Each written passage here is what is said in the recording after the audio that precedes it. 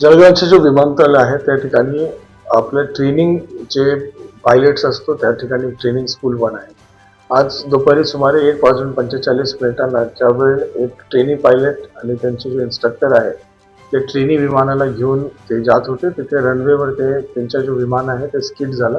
ही अत्यंत लहान घटना त्या ठिकाणी झाली आणि त्या ठिकाणी कुठल्याही प्रकारची इंजुरीज म्हणजे अगदी स्क्रॅच पण नाही झाली आणि कुठले फर्स्ट एड बॉक्सचा पण वापर करण्याची वेळ आलेली.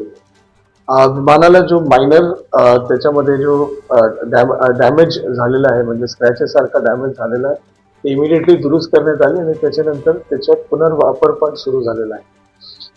या प्रकरणाची परिपूर्ण माहिती director general civil aviation DGCA ला पाठवण्यात पण आलेली आहे आणि विमान सेवामध्ये जळगाव जळगावचे जे विमानतळ आहे त्या ठिकाणी विमान सेवामध्ये कुठल्याही प्रकारची अडचण या कुठल्याही प्रकारची बाधा हे निर्माण झालेली नाही.